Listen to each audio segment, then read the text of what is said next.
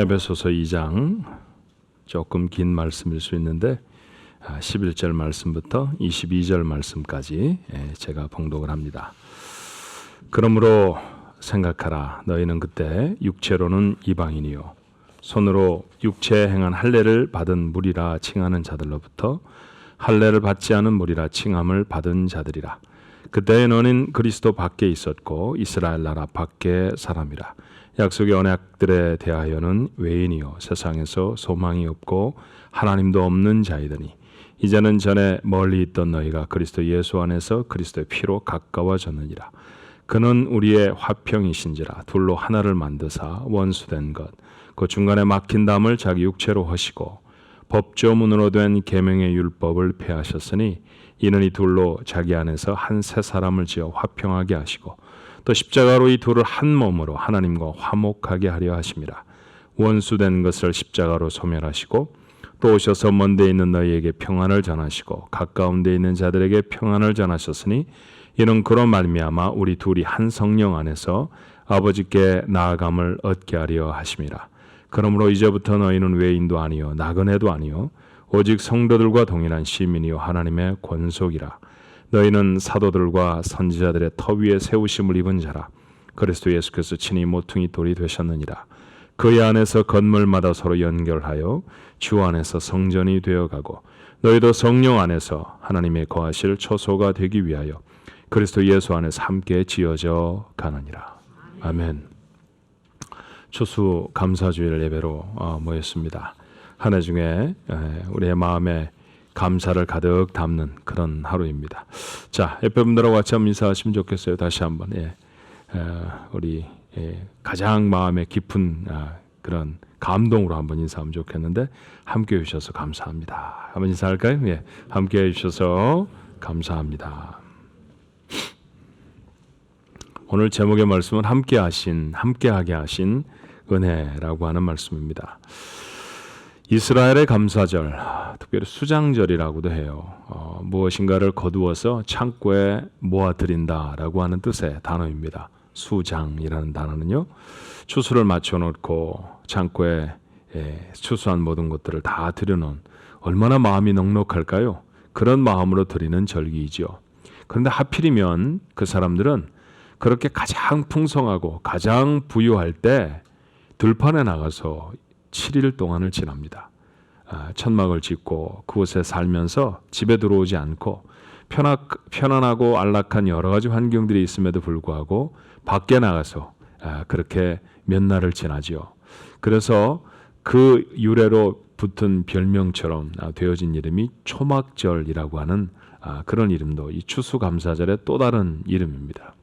왜 그들은 그렇게 천막을 짓고 광야에서 살았을까요?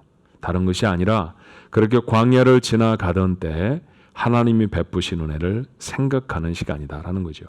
아마 아이들이 그렇게 묻지 않았겠어요? 할아버지, 왜 집 놔두고 이렇게 나와서 자요? 왜 우리는 편안한 집에서 자지 않고 이곳에서 추운데 불편한데 이곳에 있어야 돼요? 그렇게 물었을 것입니다. 할아버지의 대답이 어땠을까요? 아버지의 대답은요.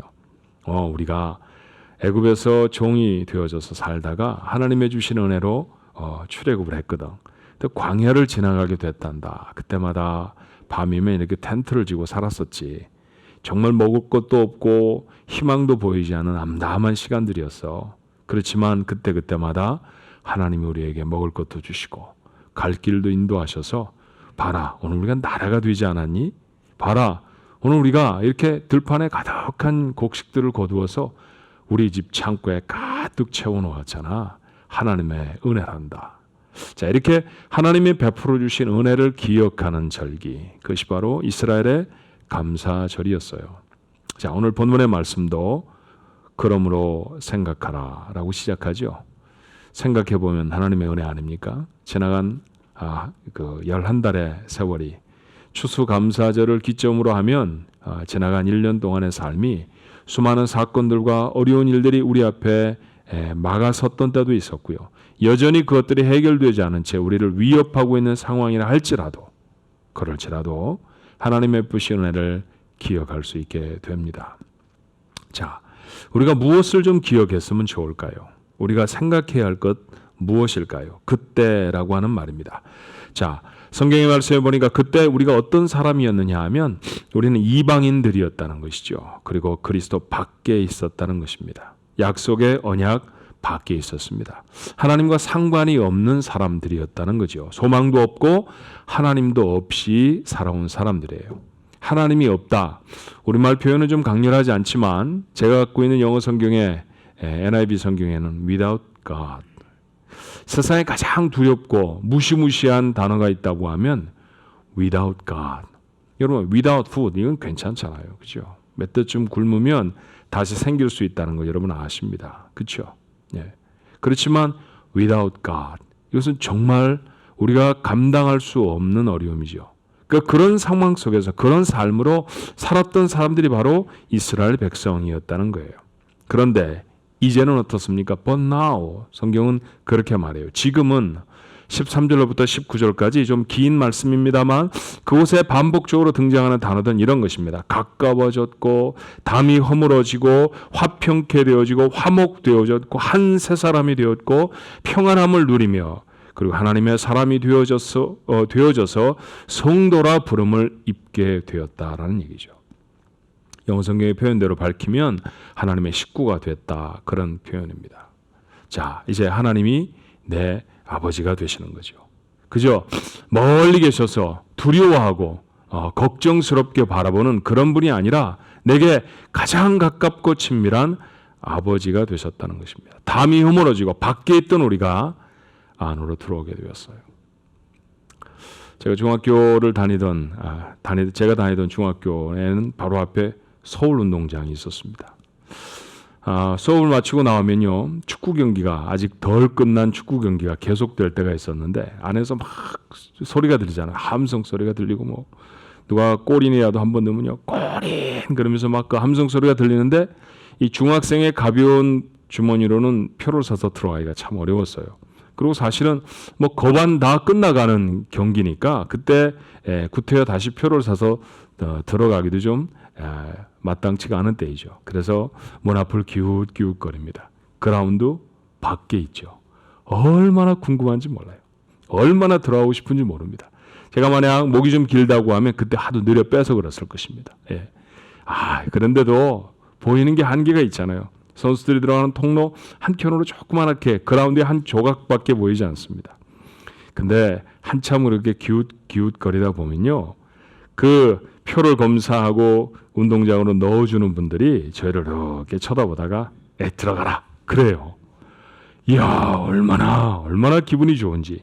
솔직히 말하면요. 제가 중학교 때 다녔던 교회에 저희들에게 설교를 해주었던 전도사님 얼굴은 잘 생각이 안 나는데 그때 표 받지 않고 운동장에 들여보내주었던 아저씨 얼굴은 지금도 생각이 납니다. 밖에 있는 것과 안에 있는 것이 얼마나 달라요. 하나님 밖에 있는 것과 하나님 안에 있는 것. 하나님의 백성 밖에 있는 것과 하나님의 백성이 되어진 것. 이것이 너무나 다르죠. 그때는 그랬습니다. 그런데 지금은 하나님 안에 있습니다. 이것이 우리에게 기쁨과 감사함이라는 것이죠. 그런데 하나님 안에 들어와 보니까 사람과 함께하게 되어졌어요. 여러분 우리가 한 식구 아닙니까? 한 가족으로 지나간 한 해도 하나님의 은혜로 지났습니다. 우리가 어떻게 하다가 이렇게 한 가족이 되어졌을까요? 한 가족이 되어지기 위해서 그냥 아무 일도 일어나지 않은 게 아닙니다. 얼마나 많은 인내와 수고와 희생과 그런 것들이 있었는지 몰라요. 여러분 그림을 보셨죠? 청년들이 나와서 그림을 그리지 않습니까? 어떤 이는 예술가였고 어떤 이는 의사였고 어떤 이는 세상에서 무시받았을지도 모를 그런 청소를 하는 사람입니다. 그런데 여러분 그 모두가 다 자기 일에 최선을 다하면 예수님의 얼굴이 그려지잖아요. 지난 한 해 동안에도 우리에게 맡겨주신 그 각각의 분량의 일들이 세상 사람들의 보기에 무엇라고 보았을지라도 그 일에 최선을 다한 사람들 때문에 교회가 교회로 되어져 있는 줄로 믿습니다. 여러분의 가정이 되어졌는 줄로 믿습니다. 가장 연약하게 보이는 그 일이 없었다고 하면 예수님의 얼굴이라는 게 만들어지질 않잖아요. 그런 감사함이 우리의 속에 있어야 할 것입니다. 그런데 이 일을 위해서 오늘 13절의 말씀에 보니까 그리스도의 피로 가까워졌다 그렇게 표현해요. 16절에는 십자가로 이 둘을 한 몸으로 삼으셨다라고 했고요. 그리고 계속해서 십자가로 하나님과 원수된 것을 소멸하셨다라는 표현도 있습니다. 십자가라는 것, 지난주에도 말씀드렸지만 기절시키는 물건이 아니잖아요. 그곳에 오르면 죽는 것입니다. 다른 방법이 없어요. 자, 십자가에 달리셨다라는 말씀은 뭘까요? 그곳에서 죽으셨다라는 표현 아닙니까? 자, 우리가 하나 되기 위해서, 우리가 하나님의 백성이 되기 위해서 주께서 하신 일이 있다고 한 것은 죽으시는 것이었습니다. 주께서 우리를 하나님의 백성 삼기 위해 죽으셨습니다. 우리를 거룩한 하나님의 백성들로 삼기 위해서 자신의 생명을 내놓으셨다라는 것이죠. 이스라엘 백성이 애굽을 탈출하기 위해서 맨 마지막으로 하나님이 애굽 땅에 베푸셨던 재앙이 있었어요. 그 재앙은 다름 아닌 어떤 집이든지 처음 난 것은 다 죽는 재앙이었습니다. 사람도 죽고 짐승도 죽어야 했습니다. 신분이 높은 사람의 집에서도 죽음을 경험해야 했고 허드렛 일을 하는 하인의 집에서도 죽음은 똑같이 경험이 되어야 했어요. 피할 수 있는 길이 있었나요? 있었습니다. 하나님은 백성에게 말씀하시죠. 양 한 마리를 잡아서 그 피를 너희 집에 살고 있는 집에 문틀에 바르면 죽음의 천사가 너희가 살고 있는 도시를 방문했을 때 그 표를 보고 너희 집을 넘어가리라. 예, 그렇게 넘어가 주셨습니다. 그러고 나서 바로가 손을 들고 이스라엘 백성은 애굽을 탈출하잖아요. 그것이 이스라엘 나라의 원년이었습니다. 이스라엘이라고 하는 나라의 첫 번째 해는 바로 그 해였고요. 첫 번째 달은 바로 그 달이었습니다. 시작이었다는 것이죠. 아마도 이스라엘 백성들이 그 유월절 잡아줬던 어린 양을 매 유월절마다 다시 반복해드리며 기억했던 것은 무엇일까요? 이와 같이 누군가가 죽어져서 누군가의 생명으로 말미암아 오늘 우리가 있다라고 하는 사실을 깨닫게 되어지지 않았겠습니까? 그래서 예수님의 별명은 다른 것이 아니었죠. 유월절 어린 양이었습니다. 그분이 죽으셔서 우리 하나님의 백성 될 수 있었고요. 그분이 죽으셔서 우리가 하나 될 수 있었어요. 여러분, 그저 하나 된 게 아닙니다. 그러니 우리가 만약 진실한 그리스도인이라고 하면, 우리가 정말로 믿음의 비밀을 간직한 그리스도의 제자들이라고 하면 이 하나됨을 힘써 지켜야 할 줄로 믿습니다. 주님이 하나로 만드셨다. 하나로 만드시기 위해 그가 하셨던 것은 죽음이었다라고 바울이 에베소 교회에 말하며 그들에게 강조하는 것은 무엇입니까? 그러므로 하나 되게 하신 것을 힘써 지키라. 수많은 분열과 수많은 분란의 사건들 우리 주변에 작년 한 해도 너무나 많이 있었지만 하나님의 신원회로 우리 교회를 하나로 삼으셔서 아버지 하나님 앞에 예배할 수 있는 한 공동체가 되게 하신 것 하나님 앞에 참 감사합니다. 이 하나 되게 하심을 위하여 주님이 하셨던 일들을 기억하는 사람들은 이 일을 위해서 앞으로도 더 힘써 나아가야 할 줄로 믿습니다. 뿐만 아니라 여러분 가정도 그렇잖아요. 아내 되어짐이, 남편 되어짐이, 부모 되어짐이 그저 마음 한번 잘 먹는다고 되는 것 아닙니다. 수시로 참아야 하고요. 인내해야 하고요. 버거운 자기 몫의 삶을 감당해내지 않으면 도무지 가능하지 않은 일입니다. 여러분, 여러분이 주신 사업은 어땠어요?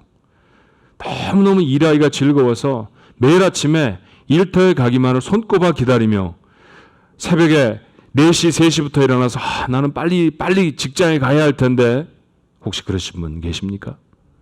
나름 정말 힘들었습니다. 예상처럼 비즈니스가 돌아가지 않을 때 힘이 들기도 했고요. 걱정스럽기도 했고 몸이 부족하고 그리고 시간이 부족할 때 그 일을 다 감당하지 못할 것 같은 두려움이 여러분에게 엄습했을지도 몰라요. 그렇지만 그 일들을 감당하게 하신 분 하나님이셨는 줄로 믿습니다. 그 어려운 순간, 그 힘든 순간들을 하나님 앞에 다시 한번 기도하면서 일어서지 않았던가요? 그 힘든 사람들을 하나님 앞에 기도하면서 차마 인내해내지 않았던가요? 예, 그렇게 유지되어지고 그렇게 우리에게 누리게 하신 것이 우리의 기업이고 우리의 가정이고 우리의 교회인 줄로 믿습니다. 그런데 오늘 하나님의 말씀을 읽어보면 여기에 한 가지 도전이 있습니다. 21절의 말씀에 이렇게 되어져 있죠. 그의 안에서 건물마다 서로 연결하여 주 안에서 성전이 되어가고 22절의 말씀에도 너희도 성령 안에서 하나님이 거하실 처소가 되기 위하여 예수 안에서 함께 지어져 가느니라. 자, 우리말 성경 표현은 다 완성되었다고 표현하지 않습니다. 영어 성경을 들여다보아도 다 됐다, 완성이다, 끝이다 그런 표현으로 기록되어 있잖아요. 여전히 지어지고 있습니다.